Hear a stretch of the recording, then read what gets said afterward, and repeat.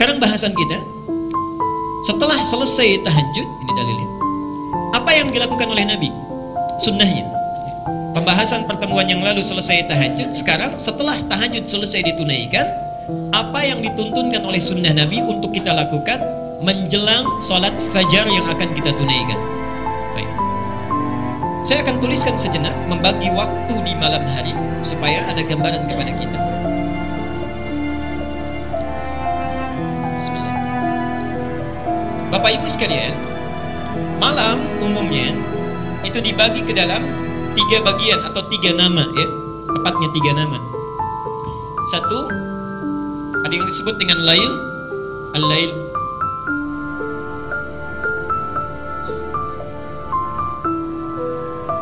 Inna fi khalqis samawati wal ardi wa ikhtilafi baik laili wan nahar. Lail itu malam, nahar itu siang. Misal di Ali Imran ayat 190, di situ tersebut nama lail. Kalau disebutkan lail, itu artinya malam, fase yang membentang dari ba'da isya sampai menjelang fajar. Di ba'da isya sampai menjelang fajar, sampai menjelang fajar. Ini disebut lail. Jadi kalau ada bapak ibu bangun pada saat ini, tidak tidur dulu, misal ba'da isya kita sholat, atau bapak sedang menonton acara, atau ibu pulang dari satu kota, tiba di rumah malam misalnya jam 1, ingin sholat. Nah itu bukan sholat tahajud. Sholat bangun itu namanya qiyam, karena dilakukan di waktu lail disebut qiyamul lail. Siap? Qiyam al-lail. Di satu. Di sholat di malam hari yang dilakukan tanpa tidur dulu umumnya disebut dengan qiyamul lail. Nah kalau kita kemudian tidur terlebih dahulu, bangun di sebagian malamnya, misal dari isya sampai fajar, kita bangun misalnya setengah 3, ya. Setengah 3 kita bangun 02.30, itu sebagian dari malam, ya. Nah sebagian dari malam itu, kalau sebagian bahasa Arabnya disambung dengan lail, itu menggunakan min biasanya, minal lail. Minal lail itu banyak, ya. Minal lail itu ada yang bangun dulu, ada yang tidur dulu kemudian bangun, ada yang tidak tidur tapi bangun kemudian di malam harinya karena alasan tertentu. Kalau kita bangun sebagian malamnya karena tidur dulu, maka waktu yang muncul itu disebut dengan tahajud. Tahajud. Ibadahnya disebut dengan tahajud. Okay. Quran surah 17 ayat 79. Wa minal laili, nah, dan dari sementara malam, artinya tidur dulu, sebagian malamnya kita bangun, min fatahajjad bihi, tunaikan tahajud. Jelas sampai sini? Baik. Jadi tahajud itu adalah waktu yang muncul di pertengahan malam setelah kita tidur terlebih dahulu. Jelas poinnya? Baik. Ini satu disebut lail, kedua disebut ini tahajud, ibadahnya tahajud, ibadahnya tahajud. Yang ketiga, ada waktu singkat menjelang fajar. Menjelang fajar. Ini pun bagian dari lail. Menjelang fajar. Misal sekarang fajarnya 04.05, jam 4:05. Kita selesai tahajud misalnya setengah 4 sudah beres tahajud. Atau misalnya jam 4 kurang 20 menit sudah selesai tahajud. Nah, waktu singkat menjelang fajar ini disebut oleh Al-Quran dengan nama sahar. Sahar. Sin, ha, ra. Saharun. Jamaknya disebut dengan ashar. Asharun. Boleh pakai alif lam. Al-ashar.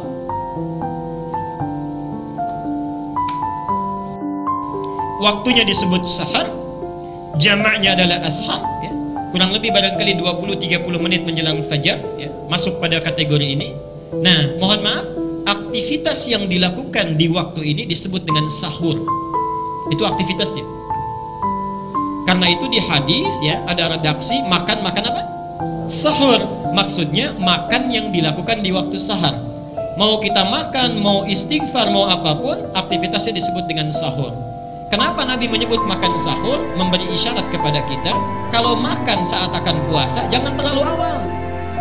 Lakukan menjelang dekat-dekat ke fajar. Ya. Awas, kadang-kadang mohon maaf kita terlalu awal. Kalau 2:30 itu bukan makan sahur itu, ya, makan tengah malam.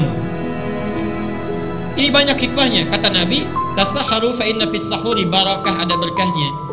Bayangkan, maaf, fajarnya jam 4:05, maghribnya misalnya 17:45 misal. Kalau jam 4 sampai jam 6 saja, berapa jam kita menahan puasa? Ya, sekitar 12 jam ya, kurang lebih misal 12 jam. Tapi kalau kita sahurnya jam 2:30, jam 3 plus 1 jam itu, lebih lama kita menahan lapar. Ini diantara hikmahnya. Jelas sampai sini? Baik, nah sekarang timbul pertanyaan, kalau saya sudah menunaikan tahajud, kemudian masih tiba jeda waktu menjelang ke fajar, apa yang Nabi contohkan sebagai sunnah pada kita untuk kita kerjakan? Apakah tidur lagi? Tidurnya sementara? Atau sementerus? Atau ada jadwal yang lain yang boleh kita kerjakan? Ini bahasan kita. Satu, di antara sunnah Nabi yang disampaikan pada kita, kalau sudah tiba masuk kepada waktu sahar, ini dalil Qur'annya ada langsung di sini. Ada beberapa alternatif yang bisa kita kerjakan. Yang pertama, memperbanyak istighfar kepada Allah Subhanahu wa taala. Ya, perbanyak istighfar, memohon ampunan. Dalilnya tolong dibuka Quran surah 51 ayat ke-18. Bahkan itu langsung kalimatnya, langsung kalimat Quran. Wabil ashari hum yastaghfirun. Ada ayatnya. Wabil ashari hum yastaghfirun. Mohon sabar belajar dengan saya, karena saya akan uraikan dengan terperinci setiap kalimatnya.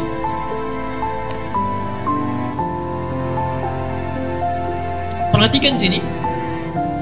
Satu, di situ ayatnya diawali dengan kata waw. Wabil ashari hum yastaghfirun. Waw, kemudian ba. Hebatnya bahasa Al-Quran tidak menggunakan fa, tapi ba. Padahal Allah bisa mengatakan wafil ashari hum yastaghfirun, tapi dirubah dari fa menjadi ba. Wabil ashari hum yastaghfirun. Saya tuliskan sini. Ashar hum yastaghfirun.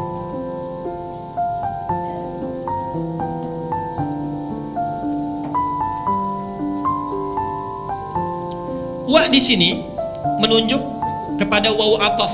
Dalam istilah bahasa Arab, ataf. Ataf itu huruf yang mengikatkan satu hukum atau menyandingkan ya, suatu keadaan tertentu atau pekerjaan dengan hukum dan pekerjaan sebelumnya. Dengan hukum dan pekerjaan sebelumnya. Saya jelaskan. Ketika Allah mengawali ayat 18 dengan waw ini, Allah ingin menjelaskan bahwa istighfar ini sebetulnya satu rangkaian dengan ibadah sebelumnya. Sebelum ayat ini disampaikan, ada ibadah yang dilakukan. Setelah ibadah itu selesai, disambung dengan yang ini. Seakan-akan ingin menyampaikan kalau ibadah yang sebelumnya itu ingin sempurna, sandingkan dengan yang ini. Apa ibadah sebelumnya? Subhanallah, hikmahnya itulah tahajud. Itulah tahajud. Tolong dibaca dari ayat 15-nya. Saya langsung sampaikan. Innal muttaqina fi jannatin wa uyun. Di antara orang takwa itu ada yang tempat tinggalnya di surga, langsung di taman surga. Taman surga. Nanti insya Allah lain waktu dibahas dengan terperinci. Surga itu punya 4 level. Tingkat pertama bersama Rasulullah, ini saya sering istilahkan dengan VVIP, itu bersama Nabi.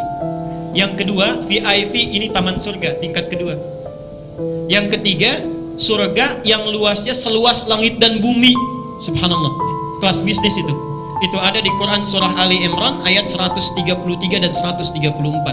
Dan yang terakhir itu kelas ekonomi ya. Digambarkan surganya, tidak disebutkan apa di dalamnya, cuma digambarkan oleh Nabi, mala ainun ra'at wala udhunun sami'at wala khatara ala qalbi bashar ya. Itu ada di kitab As-Siyam nomor hadis yang pertama. Sekarang lihat, apa keunggulan taman surga yang masuk ke sini? Kalau di surga biasa itu kalau ingin sesuatu yang melayani pelayan surga, namanya wildanun muhalladun. Wildan itu jamak dari kata walad. Wildan jamaknya walad. Walad itu nama umum bagi anak-anak, mencakup laki-laki dan perempuan. Di sini ditafsirkan oleh ulama, kalau bapak misalnya yang minta, laki-laki yang minta, subhanallah, ada yang melayani bidadari surga. cantiknya luar biasa, keindahannya luar biasa, dan sudah tidak ada nafsu di situ, karena tugasnya untuk nikmat saja, nggak ada ibadah. Ibu juga begitu, begitu ingin sesuatu yang datang pangeran surga, datang wildanun mukhalladun di Quran, ingin minum saja, bi aqwami wa abarika wa ka'sin min ma'in, datang bawa gelas dengan senyum yang sangat memesona, yang terbuat dari kemilau emas mutiara yang sangat berkilauan, belum pernah dilihat di bumi, didengar oleh telinga, dan terlintas dalam pikiran kita, saking indahnya. Ini baru kelas ekonomi yang biasa. Tapi taman surga, akhidina ma atahum rabbuhum, ingin apapun Allah langsung yang kasih tanpa perantara, kun fayakun ada. Allah langsung yang kasih. Bahkan ada orang, ini unik ini kisahnya, orang ini orang sederhana tapi ingin sekali masuk ke sini. Dia lakukan amalannya, nanti kita akan lihat apa amalannya. Orang ini orang biasa, bukan orang yang kaya, kadang-kadang kekurangan dalam hidupnya, tapi ditunggangi ayat ini, amalannya kemudian dilakukan. Subhanallah, muncul Al-Baqarah ayat 25. Wabashshiril ladzina amanu wa 'amilus solihati anna lahum jannatin tajri min tahtiha. Masuk dia ke taman surga, banyak mengalir sungai-sungai di bawahnya dan indahnya luar biasa. Tapi yang menarik, perhatikan, kullama ruziqu min rizqa, setiap kali diberikan rizki, qalu hadzal ladzi ruziqna min qablu wa utubihi mutasyabihan. Ini kan dulu yang saya inginkan. Kok mirip betul ya? Saya ilustrasikan, misal mau ke sini, lihat di situ ada orang jualan ayam goreng. Mau beli, nggak sempat beli dan nggak punya ya, uang untuk membelinya. Masuk ke masjid ini, misal meninggal, masuk taman surga, begitu terfikir, cling, sudah ada.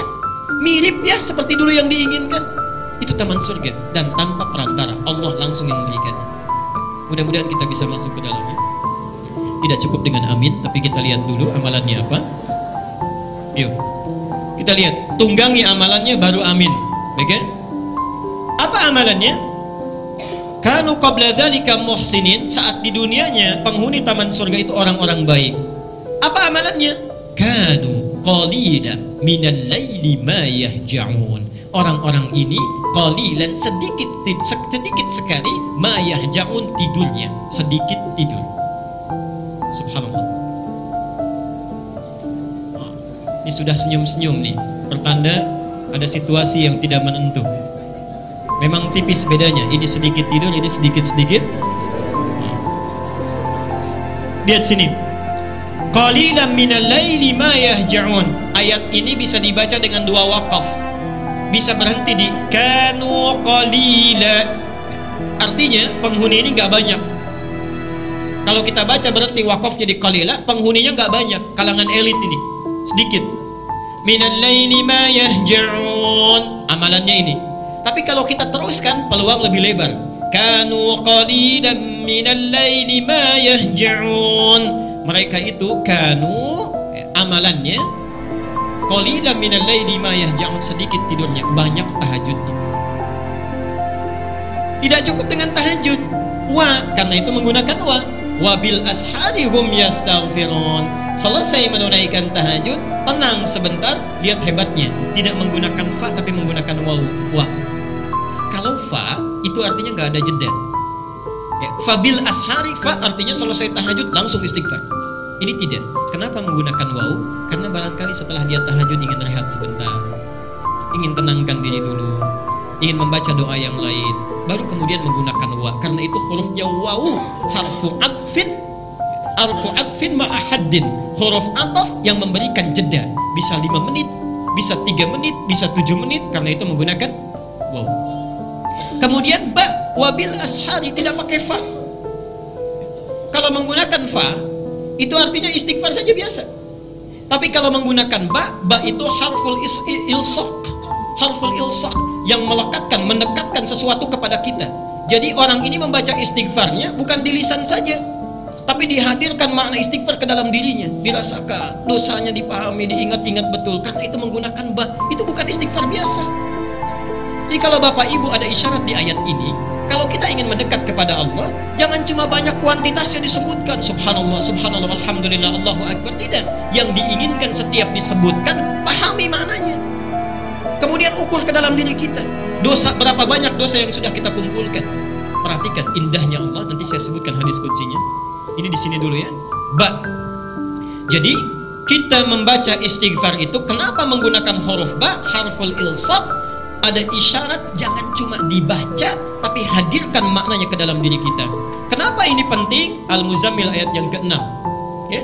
Inna nasyi'atal laili hiya asyaddu wattau wa aqwamu qila. Karena kalimat-kalimat yang diucapkan di pertengahan malam, di penghujungnya, itu lebih menyentuh ke dalam hati. Siang-siang istighfar beda dengan istighfar sebelum subuh. Itu lain suasananya, tenang, sejuk, ya. Ada kontemplasi yang tenang.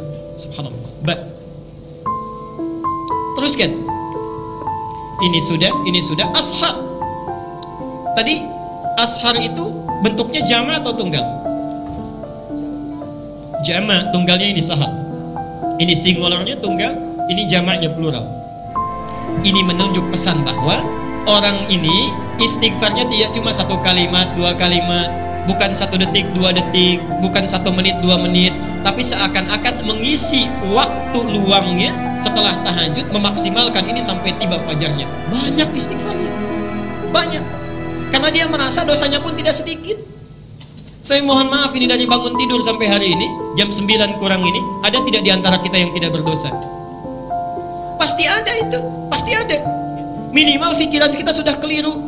Kadang-kadang taklim saja, keluar dari taklim bisa membawa dosa itu, bisa. Minimal ustadznya yang dibicarakan itu ya. Baik. Jadi ketika kita bangun, kenapa tidak menggunakan sahar? Artinya kalau masih ada peluang waktu sebelum fajar, ayo maksimalkan dengan istighfar.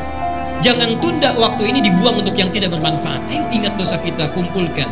Kemudian hum yastaghfirun. Kalimatnya menggunakan kata al-ghafran. Yastaghfir. Perhatikan sini. Dan mereka pada saat di waktu sahar menjelang fajar memperbanyak istighfar kepada Allah.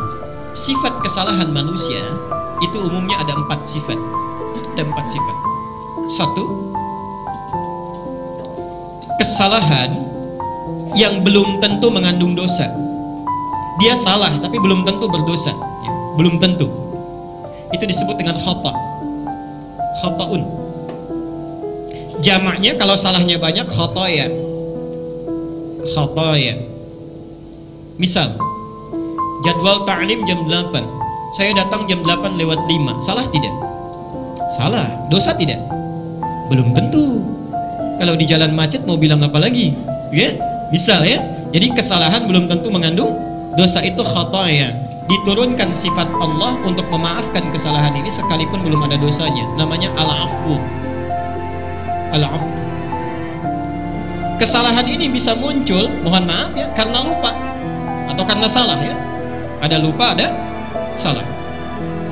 Yang kedua, kalau ada orang berdosa, ya, salah kemudian dosa, tapi kadar dosanya masih kecil, masih ringan, ya, masih ringan. Dengan istighfar dia bisa hilang. Oke. Dengan sholat bisa dihapuskan. Itu disebut dengan dzambun. Dzambun. Dzal nun ba. Kalau masih sedikit. Diturunkan sifat Allah yang mengampuni ini dosa dengan kadar yang ringan. Namanya ghafir. Bukan di surat Al-Ghafir atau Al-Mu'min. Ghafiriz dzambi wa qabilit taubi. Ghafir. Yang kedua, subhanallah, dosanya agak banyak ini. Sudah salah, kemudian berdosa. Mohon maaf, salah, berdosa, dosanya agak banyak. Berubah namanya menjadi dzunubun. Dzambun jadi dzunubun. Dinaikkan lagi sifat Allah mengampuni yang ini. Subhanallah. Apa namanya? Ghaffarun. Surat Nuh nanti kita lihat. Faqultu astaghfiru rabbakum innahu kana ghaffara. Naik lagi, wah banyaknya luar biasa. Ditambah lagi dengan zalim. Adz-dzunubu ma'adz-zulmi. Adz-dzunubu ma'adz-zulmi. Ini sudah berdosa, berbuat zalim. Yang ini membunuh, yang ini bunuh sambil disiksa dulu. Ini bunuh sambil mutilasi dulu. Masih mungkin gak dimaafkan? Diturunkan sifat Allah yang selanjutnya. 1 al-afu, 2 ghafir, 3 al-ghaffar, yang ini ghafur. Ghafur. Kurang apa lagi ini ya? Yang terakhir, ada orang dosanya, kalau ini memang dosa besar misalnya, besar tapi 1 atau 2 dosa. Yang terakhir ini kompleks, banyak sekali dosanya. Kalau yang ini cuman bohong saja misal, yang ini meninggalkan sholat, yang ini mabuk-mabukan, yang ini membunuh, yang ini yang terakhir diborong semuanya. Itu bahasanya israf. Israf. Perhatikan, pada orang yang israf dalam dosa pun, banyak sekali dosanya, itu Allah panggil dengan kalimat sayang, supaya mau untuk bertobat kembali kepadanya. Diturunkan sifatnya. Di sini ada sifat Allah yang memberikan ampunan kepada orang-orang seperti ini. Ghafurun ditambah rahim. Sifat rahmatnya langsung diberikan, bukan yang ini lagi. Sifatnya disebut dengan rahmat, Allah yang mengampuni disebut dengan rahim. Perhatikan Quran surah 39 Az-Zumar ayat 53. Qul ya ibadiyalladzina asrafu ala anfusihim. Muhammad, coba katakan pada hamba-hambaku yang mungkin mereka banyak dosanya tak terlukiskan, selama masih ada kesempatan nyawanya belum ditenggorokan, la taqnatu min rahmatillah. Ayo, jangan putus asa dari rahmat Allah. Perhatikan sini, salah sedikit sudah dimaafkan, dosa dikit mau diampuni, bertambah ada ampunannya, banyak ada juga ampunannya, banyak sekalipun ada ampunannya. Kalau dengan semua ini belum juga tersentuh untuk mau bertobat, dengan cara apa lagi Allah mesti mengampuni? Ini semua sudah ada, pilihannya kita mau tidak bertobat. Setiap malam, subhanallah, saking sayangnya Allah pada kita, nanti saya akan bacakan hadis qudsinya, itu menunggu ya, turun ke langit dunia, menawarkan 3 hal pada hambanya. Duhai hambaku, siapa yang ingin rahmatku aku berikan, yang meminta aku kabulkan, yang ingin memohon ampunan aku ampuni sekarang. Itu tiap malam. Bahkan menjelang subuh masih dipanggil, hayya 'alal falah, as-salatu khairum minan naum. Ayo cepat sini, salat lebih baik daripada tidur. Setan nutup pakai bantal, tidur lebih enak, tidur lebih enak, gitu kan? Nah sekarang saat kita bangun itu setelah tahajud, tiba di waktu sahar, coba renungkan selama hidup sampai malam itu, dari mulai balik gitu ya, kesalahan apa yang kita perbuat walaupun belum ada dosanya. Ingat, jangan sekarang saja, dulu waktu sama orang tua, sama ibu apa yang dilakukan, atau ibu kepada anak-anak. Nah jangan nangis ya, waktu kecil itu si anak, nanti kalau nggak nangis ibu belikan permen 1 truk. Bisa, ada yang seperti itu, nanti diberikan mobil-mobilan dengan pabriknya. Misal memang nggak ada dosanya karena nggak niat, tapi salah. Ayo khata, coba ibu dalam sehari dosa apa terhadap Allah melalui suami yang dilakukan. Bapak begitu sebaliknya terhadap ibu. Kepada anak-anak kita diingat-ingat, betul dirasakan, betul. Subhanallah, turun Al-Baqarah ayat 286, itu yang paling hebat. La yukallifullahu nafsan, Allah tidak mungkin kasih beban orang hidup melebihi kemampuannya, sesuai dengan kadar hidupnya. Lahama, orang sudah punya bekal, silahkan jadikan ibadah. Pakainya lam, hebat sekali. Lam itu pemberian yang sangat lembut, indah. Laha, kalau orang ini mau berbuat baik, maka sahabat dari perbuatan baiknya akan diberikan pahala yang melimpah. Laha. Tapi kalau orang ini melenceng, memilih melakukan perbuatan maksiat, dirubah dari ala menjadi dari la menjadi ada. Jadi sulit, maaf. La dengan ala, panjang mana hurufnya? La atau ala? Ingat, kalimat ala itu juga menunjuk kepada beban. Kenapa di sini menggunakan kalimat ala? Seakan-akan memberi isyarat, memang maksiat itu awal dilakukan mudah, tapi kalau sudah dilakukan seakan-akan ringan, setelah itu jadi beban, itu kepikiran, merasa bersalah dan sebagainya. Karena itu kalimatnya menggunakan ala. Wa 'alaiha maktasabat, bukan kasabat lagi, tapi subhanallah. Lihat indahnya Allah. Paham bahwa manusia itu tidak ada yang sempurna, pasti banyak yang maktasabat. Untuk meringankan beban kita, diturunkan kalimat setelahnya, Rabbana la tu'akhidna in nasina khata. Prakteknya Al-Bukhari nomor hadis yang ke-711, dibaca dalam setiap kali salat. Bacaan doa iftitah kita, Allahumma ba'id baini wa baina khataaya kama ba'adta bainal. Subhanallah, itulah rahasianya kenapa kita baca iftitah, membaca Allahumma ba'id. Allah meminta kepada Allah, ya Allah, hapuskan dosa saya walaupun kesalahan yang tidak ada dosanya. Muncul hadis, sholat yang satu dengan yang lainnya menghapuskan dosa-dosa yang pernah dilakukan pada saat itu, kalau bacanya paham.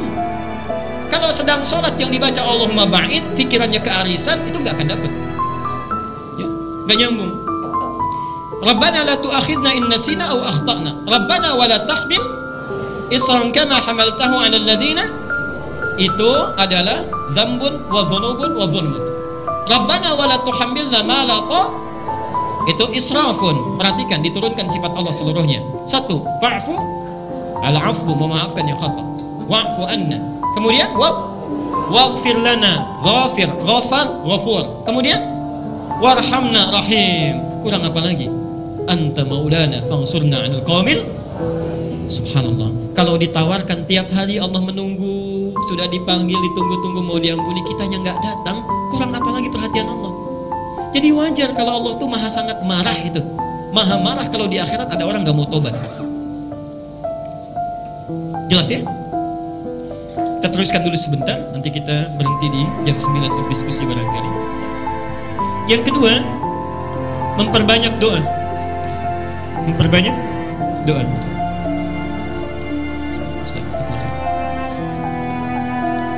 Jadi kita selesai menunaikan tahajud, ada jeda waktu sampai menunggu fajar, ya. Subhanallah, manfaatkan dengan perbanyak istighfar, satu itu. Yang kedua, kalau masih misalnya kita cukup dengan istighfar, alhamdulillah, hati sudah tentram, sudah meminta, ayo sibukkan dengan doa. Sibukkan dengan doa. Dan perintah berdoa ini saking pentingnya, hadisnya hadis qudsi dan diriwayatkan di sekurang-kurangnya 3 kitab utama. Ini sudah saya tuliskan di layar.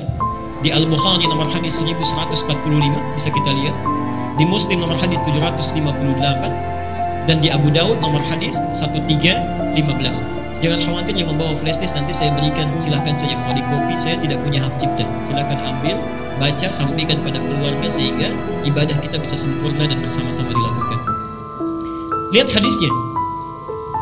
Lihat hadisnya tadi yang saya bacakan sebagiannya. Yanzilu Rabbuna tabaraka wa ta'ala. Ini hadis qudsi. Kata Rasulullah sallallahu alaihi wasallam, Allah Subhanahu wa taala kalimatnya menggunakan Rabb. Yanzilu Rabbuna.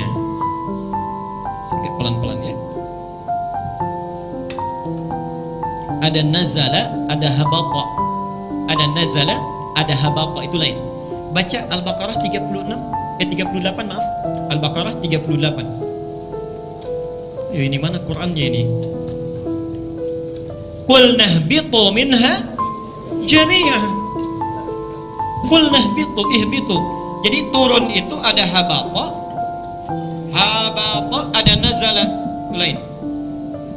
Nazala. Ada habata, ada nazala. Qul nahbitu minha jami'ah. Fa imma ya'tiyannakum minni hudan, dan seterusnya ayat. Perhatikan sini, kenapa Adam ketika diturunkan oleh Allah ke bumi, kalimatnya bukan menggunakan nazala tapi menggunakan habata. Qul nahbitu minha jami'ah. Perhatikan, kalau habata itu turun dengan niat bermukim, dengan niat tinggal. Adam diturunkan ke bumi memang untuk tinggal di bumi, menjadi khalifah di sana, memperbaiki keadaan bumi. Karena itu kalimat Qur'annya menggunakan habata. Ini hebatnya bahasa Al-Quran. Setiap kalimatnya itu ada makna, bahkan hurufnya. Tapi subhanallah, ketika menerangkan Allah yang turun ke langit dunia, tidak menggunakan kata habata, menggunakan kata nazala. Yanzilu Rabbuna. Yanzilu. Nazala itu turun, ya, turun umumnya dengan tidak niat mukim. Cuman turun saja. Jangan digambarkan di kepala kita Allah turun, bukan. Maksudnya Allah menurunkan rahmatnya, ya. Sudah ada kebahagiaan yang ingin diberikan. Allah tidak segambar, tidak terbayang oleh kita, dan tidak serupa dengan apa yang kita gambarkan. Artinya apa? Kalimat ini mengandung mukjizat yang disampaikan oleh Nabi, tidak menggambarkan. Kalau Nabi berkata yahbitu Rabbuna, ini salah kalimat Nabinya, karena Allah tidak menempat, tidak mewaktu. Artinya apa? Mohon maaf, tidak disifati dengan tempat dan sifat yang seperti kita menggunakannya. Kalimat nazala artinya tidak turun untuk menempat, menggunakan isyarat ini, ada kesan dalam kalimat ini, gunakan manfaatnya, itu maksudnya. Gunakan peluangnya. Karena ini hadir tidak setiap waktu. Kalau menempat itu artinya ada tempatnya, tidak? Lebih lama atau sebentar? Sifatnya lebih lama. Saya meletakkan penghapus di meja, ada tempatnya, sifatnya lebih lama. Tapi kalau tidak menempat, tidak mukim, artinya singkat. Ini kalimat ingin menunjukkan waktu. Kenapa menggunakan nazala? Manfaatkan peluang ini karena waktunya cukup singkat, tidak lama, itu maksudnya. Tapi hebatnya, ini kalimat ditambah ya di depannya, yanzilu Rabbuna, ya al-mudhara'ah, ya menunjuk kepada fi'il mudhari', ya. Perhatikan, kalau di dalam Al-Quran, di hadis atau bahasa Arab, satu kalimat diawali dengan ya. Ini kalau dalam bahasa Inggris menunjuk kepada 3 makna fi'il mudhari'. Present, continuous, dan future. Oke, present. Kalau Bapak Ibu bangun nanti malam, saat itu istighfar, memohon doa, meminta kepada Allah, subhanallah, saat itu kesempatannya ada, walaupun singkat. Tapi bukan malam itu saja, besok malam pun sudah ada lagi, continuous, berlangsung terus. Yang ketiga, future. Bukan hanya besok, minggu depan, bulan depan, tahun depan, itu masih ada. Ketika kalimat ini disebutkan oleh Nabi menggunakan huruf ya, ingin memberikan kesan bahwa ini berlangsung tiap hari. Ini berlangsung tiap malam menjelang fajar, tapi waktunya singkat. Persoalannya kita mau tidak mengambilnya. Jelas sampai sini? Baik, saya teruskan. Yanzilu Rabbuna. Nama Allah ada berapa? Baik. Kenapa di sini dipilih Rabb? Al-A'raf, Quran surah 7 ayat 172.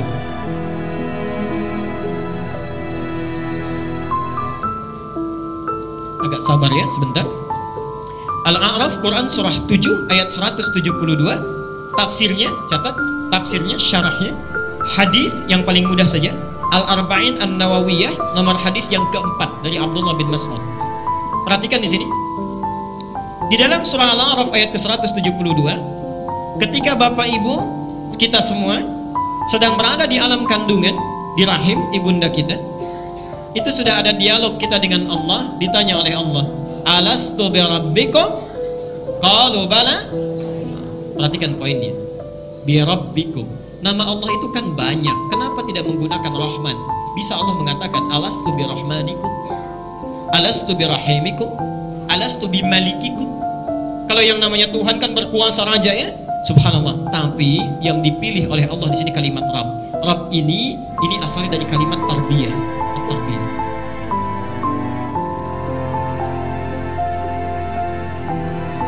Perhatikan, maknanya setidaknya memiliki 3 makna. Satu, yang memberikan perhatian, perawatan, dan mencukupkan segala kebutuhan.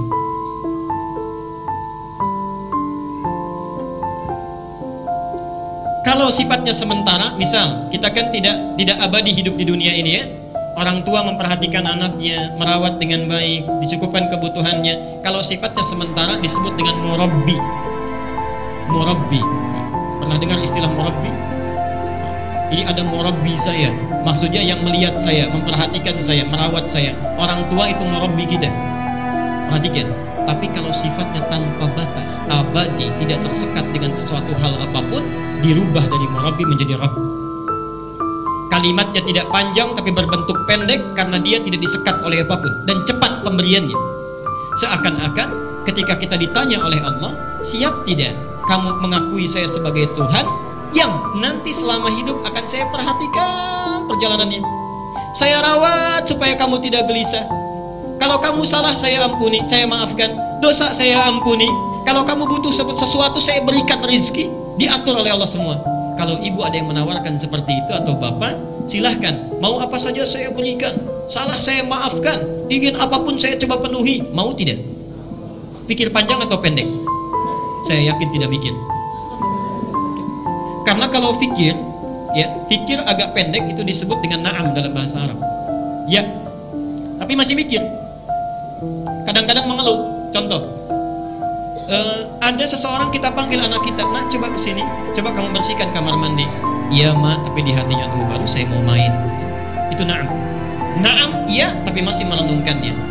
Kalau dari bawahan ke atasan, atasan manggil bisa, ya fulan ta'al huna, kamu pegawai sini, coba kerjakan tugas ini. Itu iya-nya menggunakan kalimat hadir, siap. Tapi hadir pun di hatinya barangkali masih ada sekat. Aduh pak, kok sudah datang lagi tugasnya? Di hati tidak diucapkan, itu hadir. Tapi kalau bala, subhanallah, bala itu artinya kalimat menunjukkan persetujuan tanpa berpikir sedikit. Dia siap ya, hampir tidak ada jeda untuk berpikir, karena saking banyaknya manfaat yang didapatkan. Itu kalimat bahasa Arabnya bala. Karena itu jawaban kita bala syahidna. Cuman 1 kali balanya ya, tidak 2 kali. Bala syahidna. Sekarang perhatikan, Allah sudah berjanji sejak di alam rahim dengan sifatnya Rabb akan memberikan perhatian pada kita, merawat kita, mencukupkan kebutuhan kita. Manusia selama hidup tidak ada yang hidupnya tidak pernah memiliki kebutuhan. Itu tiap malam kita Allah menurunkan rahmatnya, karena itu kalimatnya menggunakan Rabb. Nan yanzilu rabbuna tabaraka wa ta'ala, seakan-akan memberikan kesan ini dulu Allah sudah berjanji nih, ingin memberikan perhatian pada kita, ayo manfaatkan peluangnya. Allah akan memberikan waktunya tapi cukup singkat, minta apa yang ingin kita mintakan. Karena itu kalimat di doa di Quran rata-rata menggunakan kalimat Rabb. Doa saku jagat apa? Rabbana atina fid dunya. Mendoakan orang tua apa? Rabbighfirli wa li. Kalau punya dosa doanya apa? Rabbana la tu'akhidna in nasina wa akhtana. Semuanya pakai Rabb. Seakan-akan menyentuh pada Allah. Ya Allah, sekarang saya punya dosa, tapi dulu Engkau pernah berjanji akan mengampuni saya dalam perawatan saya. Mohon berikan ampunan. Ya Allah, sekarang saya butuh sesuatu. Dulu Engkau berjanji akan mencukupkannya. Rabb, sebut nama. Jelas sampai sini? Baik. Saya sempurnakan sebentar, kemudian kita berhenti. Yanzilu Rabbuna tabaraka wa ta'ala kulla lailatin ila as-sama'id dunya. Allah Subhanahu wa ta'ala memberikan kesempatan pada kita setiap di akhir malam di langit dunia.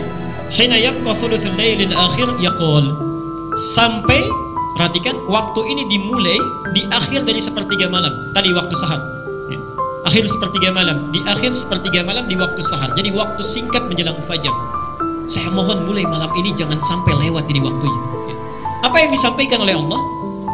Man yad'uni, subhanallah qudsi ini, siapa yang sekarang meminta kepadaku, memohon kepadaku, fa astajiba lahu, maka saya akan langsung memenuhi permohonannya. Langsung memenuhi permohonannya. Bukan surah Al-Baqarah 186. Kenapa kalimatnya menggunakan astajib, padahal Allah bisa menggunakan ujib? Quran surah 2 ayat 186. Nanti setelah selesai kajian ini saya akan membuat perjanjian ini dengan semua jamaah di sini. Saya akan ada 2 syarat. Kalau syarat ini tidak terpenuhi, saya nggak akan datang lagi ini, insyaallah ya. Nanti di akhir kita tolong ingatkan saya ya. Perhatikan. Wa idza sa'alaka ibadi anni fa inni. Baik. Kalau ada hambaku Muhammad bertanya kepadamu, mencari-cari aku, katakan padanya, sungguh aku sangat dekat. Kalau ada orang mencari-cari Allah, umumnya itu ada apa? Ada keperluan ya? Mau minta. Jadi ada hamba yang dicari-cari Allah, ada hamba yang mencari-cari Allah. Yang dicari-cari Allah itu yang banyak dosanya, dicari oleh Allah, diberikan hidayah supaya mau kembali. Yang mencari Allah biasanya ada 2 tipe. Satu yang semangat sedang ibadah, yang kedua sedang butuh. Lihat sini, indahnya kalimat Quran. Muhammad katakan kepadanya, fa inni qarib, pakai fa, nggak ada jeda. Sungguh aku sangat dekat, untuk meyakinkan kita supaya tidak putus asa. Ini masih ada Tuhan yang dekat dengan saya. Langsung dijawab, ujibu da'watan. Perhatikan, kalimat di sini menggunakan ujib, tapi di hadis qudsi ini menggunakan astajib. Apa bedanya? Teruskan dulu ayatnya. Sifat doa, kalau diminta sifat doa itu pasti dijawab. Kalimat Qurannya menggunakan ujib. Jadi saat kita meminta, Allah pasti menjawab. Kalau doa Bapak Ibu ada yang tidak dijawab atau tertunda, berarti ada yang salah dengan cara kita melakukannya. Kata sifat doa itu saat minta pasti dijawab itu. Seketika bisa tertunda beberapa saat, tapi kalau tidak terjawab, ada yang salah dengan diri kita. Contoh, hadis Muslim, kita sudah bahas ini. Ada seorang datang dari jauh, perjalanan jauh. Kemudian subhanallah, aghbara ash'atha, pakaiannya sudah kotor dengan debu, penampilannya sudah kumal, duduk di samping Nabi sambil menangis, ya Rabb, ya Rabb, ya Rabb, ya Allah, tolong kabulkan, saya minta ini, saya minta itu. Apa kata Nabi? Ringan saja. Karena yustajabu lidzalik, kata Rasulullah. Gimana doa kamu bisa dijawab? Famat'amuhu haramun wa mashrabuhu haramun wa ghudhiya biharamin. Makanan kamu itu haram, minuman kamu itu haram, dan perangkat yang kamu gunakan itu selalu menggunakan yang haram. Kalau antum berdoa jarang terkabulkan, bahkan barangkali sulit untuk dikabulkan, coba periksa, barangkali di pekerjaan ada yang haram yang dibawa ke rumah. Hati-hati itu. Pakaian kita, kalau mau berdoa itu lihat dulu pakaian itu halal atau tidak, yang kita gunakan, ada wudhu atau tidak, kemudian mohon maaf sebelumnya, makanan yang dimakan keseharian, minuman kita, hati-hati, itu menentukan terijabahnya doa kita. Taubat dulu baru minta kebaikan. Perhatikan, sifat doa kalau diminta cepat dijawab. Tapi kalau ingin lebih cepat dijawabnya, lihat rumusnya. Falyastajibuli. Falyastajibuli. Syarat pertama, cepat respon seruanku. Jadi kalau Bapak Ibu ingin cepat doanya dijawab, minta apapun, Allah itu tanpa batas, tanpa batas. Minta apapun, kalau ingin cepat jawaban turun, syarat pertamanya, begitu Allah minta sesuatu, cepat lakukan. Contoh, azan subuh 4:05, bahkan sebelum dipanggil, ayo berangkat. Sebelum dipanggil, Pak. Subhanallah. 4:05, azan subuh, sebelum dipanggil datang. Falyastajibu, itu artinya cepat merespon. Orang-orang yang cepat merespon perintah Allah, permintaan Allah, cepat jawaban Allah turun. Mohon maaf, kalau antum menuntut ingin cepat, diminta kadang dilambat-lambat. Maka itu wajar bagi Allah pun menunda. Dan menundanya pun karena sayang. Bukankah setiap ditunda terus-terusan meminta? Ya, lihat sini, itu satu. Yang kedua, wal yu'minu bi, mintakan dengan yakin, jangan ragu, ya. Duhai Allah, saya mohon kepadamu, luluskan anak saya ya Allah. Mau ranking 1 nggak apa-apa, ranking 3 nggak apa-apa, tapi kalau engkau nggak berkehendak juga nggak apa-apa, nggak lulus, pasti itu yang terbaik. Itu nggak bagus. Minta yang paling kuat, yang wajar, yakin bahwa Allah pasti mengabulkan, sekalipun yang mustahil menurut manusia. Nabi Zakaria pernah doa, itu minta khusyuk pada Allah supaya diberi keturunan. Padahal kata medis, itu istrinya sudah tidak mungkin punya keturunan. Menopause, divonis mandul. Nabi Zakaria sudah sepuh. Keajaiban terjadi, minta saat malamnya, di mihrabnya, memohon dengan khusyuk pada Allah. Saat itu belum selesai sholatnya, sudah turun jawabannya. Itu ada di Ali Imran ayat 38 dan 39. Kita terbuka peluangnya. Jelas sampai sini? Sekarang sambungkan, dan ini bagian akhirnya. Di ayat tadi ada kalimat falyastajibuli, sifat ini menggunakan astajibu. Artinya kalau Bapak Ibu mau berdoa kepada Allah di dalam waktu sahar itu, ya respon dulu sebelumnya, tahajudnya lebih rajin, ya. Sebelum tidur itu disiapkan tidurnya lebih awal, kemudian bangunnya lebih awal, tunaikan tahajud dengan semangat. Orang yang semangat menunaikan ibadahnya, jawaban Allah astajibuli. Begitu dia berdoa, langsung Allah kabulkan. Tapi kalau kita tahajudnya malas-malasan juga, semangatnya tidak ada, apalagi bangunnya terlambat cuma minta, mohon maaf, barangkali cuma dilihat dulu. Lihat dulu, besok bangun lagi tidak, perbaiki tidak. Itulah rahasianya kenapa menggunakan astajibu lahu. Saya cepat, man yas'aluni fa'utihi. Ini baru berdoa. Yang kedua, man yas'aluni, siapa yang meminta sesuatu kepadaku. Bedanya kalau yang pertama belum tentu meminta, tidak setiap doa itu kan minta, ya. Tidak setiap. Tapi yang ini khusus spesifik, minta sesuatu. Dan sa'ala itu menunjuk kepada permintaan yang spesifik. Artinya kalau minta harus jelas. Sa'ala itu bertanya, ya. Suka diartikan bertanya, meminta sesuatu dengan jelas. Bertanya itu kan ingin kejelasan, ya. Meminta sesuatu dengan jelas. Kenapa di sini permintaan menggunakan sa'ala? Kalau minta pada Allah, tolong mintakan yang jelas. Jangan ragu, jangan bingung, cari kalimat yang bagus. Dan hebatnya, kenapa diawali dengan ya? Yas'aluni, sifat manusia permintaannya nggak pernah selesai. Ya, terus-terusan minta. Hari ini punya sepeda, besok minta motor. Sudah dikasih motor minta? Tuh, sudah dikasih mobil minta? Yang belum menikah minta? Yang sudah menikah minta? Nah, macam-macam tuh, jawabannya bisa beda, ya. Baik. Pak, bertakwalah kepada Allah. Ada penemuan bagus sekarang, usia 40 tahun tuh ada puber kedua. Tapi sunnah Nabi mengarahkan, jadikan puber itu untuk lebih mencintai istrimu. Oke?